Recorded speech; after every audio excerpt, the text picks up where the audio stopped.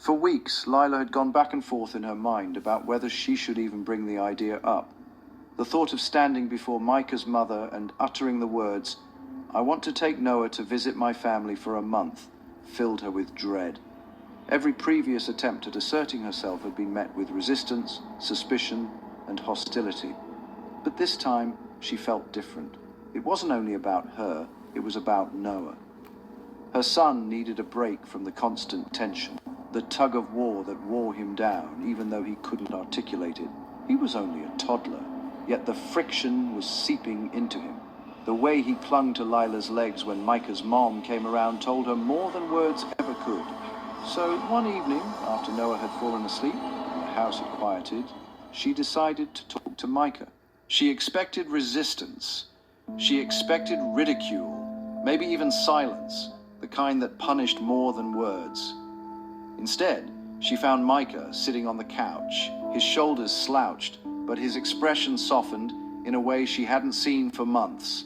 Lila said, "Micah, there's something I need to ask." Micah replied, "What is it?" Lila continued, "I want to take Noah to visit my family this summer, just for 1 month. He needs the break." "I need the break." Micah responded, "That sounds fair. You should go. Take him. You've been carrying all of this for so long, I can tell you're exhausted. And Noah, he deserves to see your side of the family too. Maybe some fresh air, some distance from all this drama would do you both good." Lila asked, "You're okay with it?" Micah answered, "Yeah, I mean, my mom's not going to like it, you know that. But this is your decision, Lila. You're his mother. And maybe it's time she realized she doesn't control everything." Lila felt her chest tighten, not with fear, but with surprise. For a moment, she wondered if she had heard him right. Lila's heart swelled with relief and disbelief all at once. For the first time in a long time, she felt as though Micah saw her, not as an adversary, not as someone to criticize, but as his partner, the mother of his child. For weeks after the conversation, the household carried a strange air. On the surface, things seemed calmer. Lila began planning the trip, contacting her family back home, and preparing Noah. But beneath the surface, tension simmered. Micah's mom was far from done. Though she had been silenced in the moment, she began to needle them with subtle remarks. Traveling that far with a toddler. "Risky, don't you think?" she would say. And then, "I just worry what will happen if something goes wrong while you're away. Who will protect Noah then?" At first, Lila ignored her, but as summer drew near, the remarks became more insistent. She started showing up unannounced, questioning Lila about passports, tickets, and itineraries. Eventually, she cornered Micah and said, "You don't have to go along with this madness, Micah. Stop her.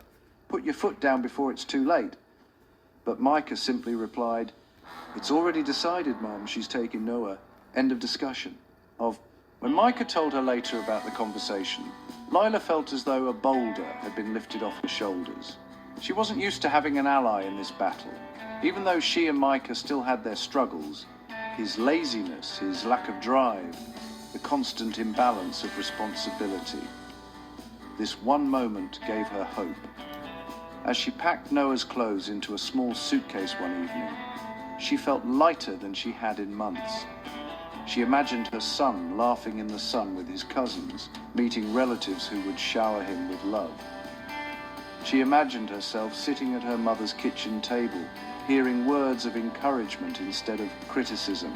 For the first time in what felt like forever, there was a glimpse of peace. But peace was never something Micah's mother surrendered easily. As the departure date drew closer, she made one last request. "If you insist on taking him, then at least allow me to come to the airport. I deserve to see my grandson off." Lila froze. It was the kind of request that seemed reasonable on the surface, but carried undertones of control. She knew what would happen. Micah's mom would create a scene, making Noah anxious and making her departure miserable. She wrestled with it silently for days. On one hand, denying her mother-in-law the opportunity might escalate tensions further. On the other, allowing her to come felt like handing over her peace on a silver platter. Every night she prayed for clarity. She asked God to guide her decision, to protect Noah's heart from the storms of family conflict. Finally, summer arrived. Suitcases lined the corner of the room. Noah's little backpack sat ready, his favorite stuffed animal tucked safely inside. Lila looked around her small home, breathing deeply. This was the moment she had fought for, a chance to step away, to reclaim her strength, to show Noah what family love could look like. But in the back of her mind, the question lingered like a shadow. Will I allow her to come to the airport? She hadn't answered it yet, not to herself, not to Micah, not to anyone. She was waiting for the right moment, waiting for peace to guide her. The night before their flight, the tension boiled over. Micah's mother made a phone call that would change the entire mood of the departure. She wasn't willing to let go quietly, and when Lila picked up the phone and heard her mother-in-law's voice, the demand that came next left her speechless. Would Lila give in to avoid a bigger conflict, or would she finally draw the line and claim the peace she so desperately needed? The answer would come at the airport. Stay tuned for the next episode.